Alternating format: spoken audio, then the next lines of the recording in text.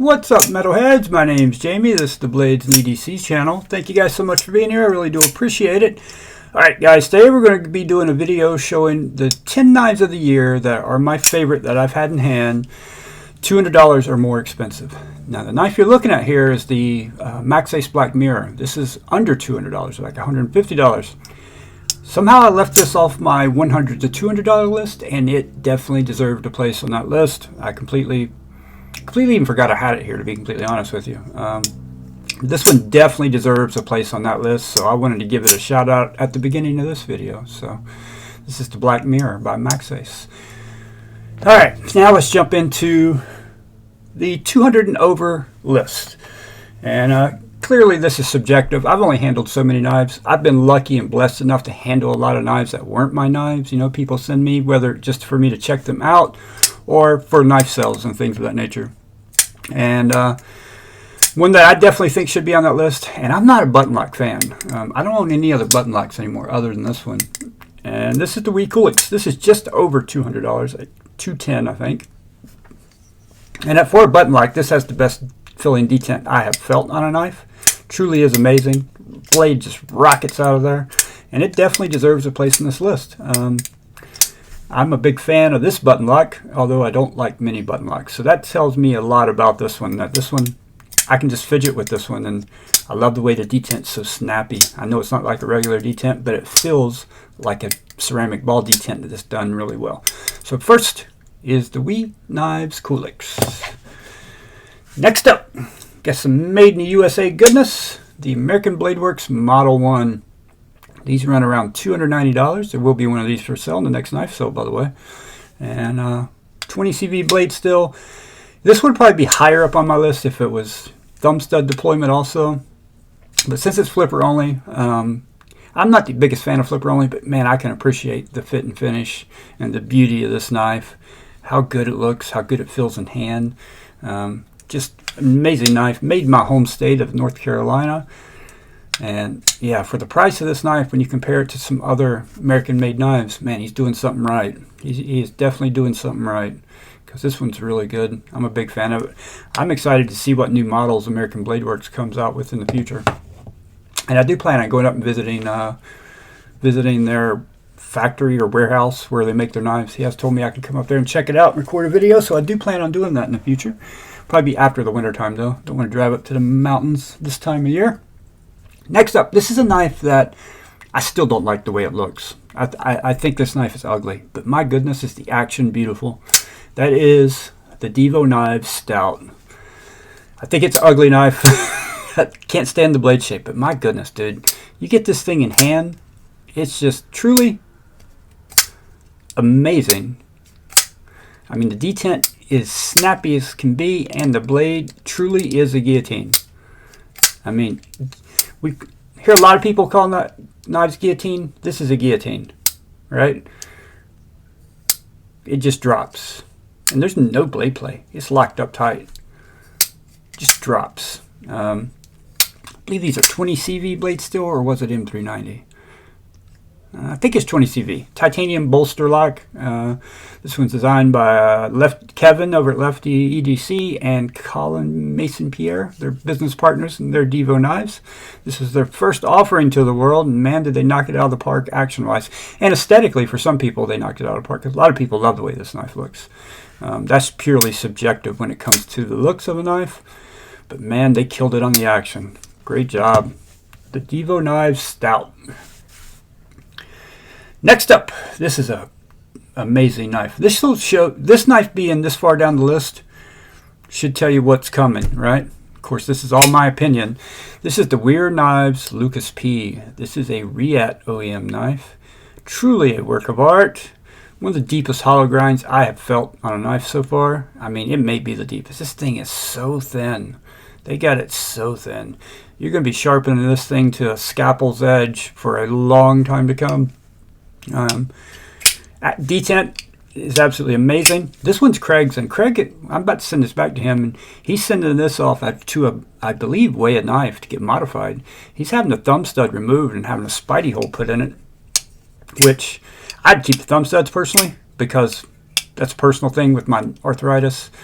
be hard for me to reverse flick a spider hole that's that close to the handle. So I love these thumb studs, man. They're so good. They're done so well.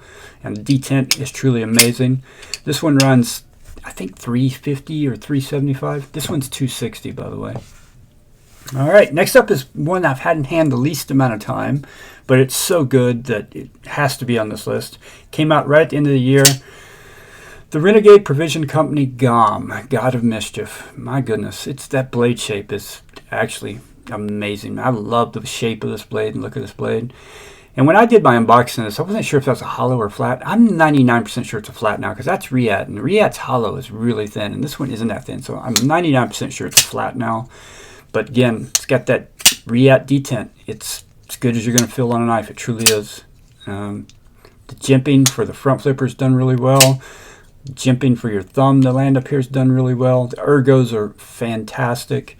I think it looks amazing. The fit and finish truly is next level, just like that Lucas P is. Riyadh truly does do some special work. They do. Yeah, just beautiful. Absolutely gorgeous. That is the God of Mischief. All right, next up, one of the knives that I got earliest in the year, and the Tactile Knife Co. Rockwell. I don't even know if this knife was released this year or the end of or released in 2022 or the end of 2021. I'm not sure. I got this a few months into 2022, and I love this, man. This one gives me a lot of hope for knives being made in the United States going forward. Tactile killed it with this thing. They truly did. Very gentlemanly carry, titanium with magna cut. Excellent action.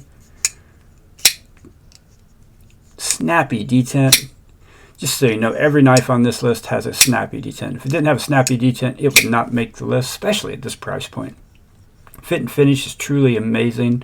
They're doing amazing things at Tactile. Cannot wait to see what they release in the future. They're going to change the American knife industry, in my opinion. They're going to make everyone else step their game up. They're going to have to. Next up, we got some more made in the USA goodness, and I don't know if this came out this 2022 or not. The Spartan Blades RC, the 3-inch. Man, it's a good-looking knife. The finish on the titanium's done extremely well. Everything's chamfered down. They get jimping in all the right spots. Feels really good in hand. Titanium's done extremely well. S45 VN blade still. Great detents. Great thumb stud action for the reverse flick or the thumb flick. This one's one of the most expensive on the list at $425. But man, they're doing good things at Spartan. This is the 3-inch version. They have a 3.5-inch. I know the 3.5-inch would be too big for me, but man, this one's a good looking one here. Love this knife. Every time I pick it up, the way they've finished the titanium, I just love it. It looks so good. That is the Spartan Blades RC, the 3-inch RC. Next up is a bit of an oddball. This is the Sandra Knives Torino. Very different from all the other knives on this list. This one has a tungsten carbide blade. It has a lock. I can't remember what they call theirs, but they do credit Snex, and they say it's a Snex inspired lock. Pull it back and it drops. Tungsten carbide is super thin. You can take it down to a very thin piece of metal, not have to worry about it bending or breaking on you. Very lightweight. Most of the weight is tip heavy, though, just so you know, because this carbon fiber back here. Ergos are truly amazing. Very contoured scales. Feels absolutely amazing in your hand. Yeah, ergonomic perfection. Big fan of this knife. These run about $260, I believe. There is a more affordable version that's not carbon fiber. It's G10 handles instead of carbon fiber, but really like this one. Ergos, and it's just so different, you know. And I think it's a good-looking knife. I think it looks amazing. Big fan of the looks of this one. Little splash of red up there. Pocket clip's different. Works very well though. Yeah, they're just doing things differently at Sandrin. I think all their knives are tungsten carbide blades, so I don't know of any other company doing that other than them. That is the Torino by Sandrin Knives. All right, these top 3 on the list were very hard for me to put in order. Very hard for me to pick. And if you were to ask me tomorrow, I may change the order of these 3 knives. So it's hard for me to even say one's better than the other because they're all 3 absolutely amazing. But first on these top 3 is going to be the Urban EDC Supply F55. Another Reap-made knife. And this one's only like, I believe, $240. And man, you get that same snappy detent you do from these near $400 knives on this F5.5. You get that glassy smooth filling also. And you get ergonomic perfection with this knife. True ergonomic perfection. I could not ask for anything else to be differently to be done to this knife for it to feel good in hand. It feels so good in hand, and it has such a good detent, such good action. Glass, it's just like glass. It's like there's not even bearings or anything in there. It's like a controlled glass or hydraulic drop. I don't know how to really explain it. It just feels different, and it feels so good. And then when you combine that with the ergonomics, yeah, it's truly an amazing knife. And although $240 is not cheap for a knife, compared to some others, it's not a bad deal, and it's worth every dollar. It truly is. It's an amazing knife. And there will be one of these for sale in the next knife sale, by the way, a carbon fiber version. All right. I keep going back and forth between these next 2. Okay, we're going to do this one. Runner up, the Quiet Carry Drift. Man, this is truly, I saw a knife from Needs recently, One and Done Knives, and he went all American with his, and I greatly appreciate that. I do respect that quite a bit, but this is truly a One and Done knife also. The Quiet Carry Drift. LMAX steel, titanium handles, LC200N lock bar insert, riding on phosphorus bronze washers, stainless steel. Everything in this knife is meant to last forever, basically. As forever as you can make something last forever, anyway. With the LMAX, or the Vanax steel, I think I said LMAX first, it's actually Vanax steel. Ergos are truly amazing. Very thin, very lightweight. There will be 2 of these in the next knife sale, believe it or not. One just like the one you're looking at with the bronze titanium handles, and one with black G10 handles. So someone sent 2 of these in for sale. Man, I wish it was in my budget, because I would be buying this one just like this with the titanium, no doubt about it. It's an exceptional knife, it really is. Amazing how thin and lightweight, very thin blade stock. This thing's well under 3 ounces. I can't remember the weight off the top of my head, but extremely lightweight. I don't know who the OEM is on these knives. I have no idea who the OEM is for Quiet Carry, but I know whoever it is, they have dialed the detent in to perfection. It's so snappy. As lightly as I can push it. Watch that thing fly out. I can't press it any lighter than that. It caught my thumb. I was pressing so lightly that time. My blade caught the thumb. My thumb came down on the blade. Same thing. Yeah. Quiet Carry Drift is just one of those.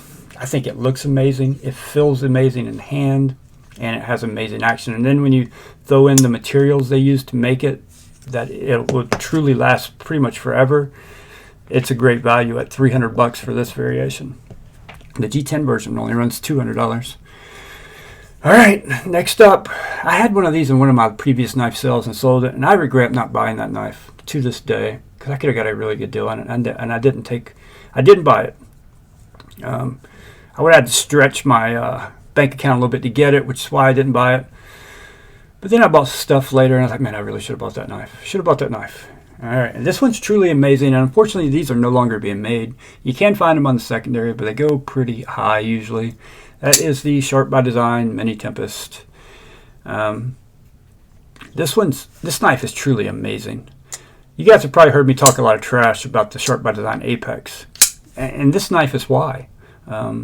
This one set this bar so high that the Apex to me was a big disappointment. Mainly because it's a pocket clip, but that's not an issue with the Mini Tempest. This thing feels amazing in hand, and with that Brian Nadeau, however you say his last name, patented detent. It's like a little pyramid in there instead of a ball. I can't remember what he calls his detent system, but his knives just feel different, but in a good way, in a very good way. Best front flipper I've ever felt. for sure. Glassy, glassy smooth. OEM by Riet, so you get that glassy feel into it with his detent added in there.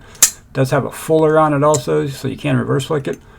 I can sometimes struggle with reverse flick because of my arthritis, because how close it is to the handle. And my arthritis is flared up right now, and I can still get to it. And once that detent breaks, that blade is just rocketing out there, man. And the fit and finish, there's no transition on these inlays. I mean, it's truly perfection. It's done to perfection. And these were originally, I think, $375.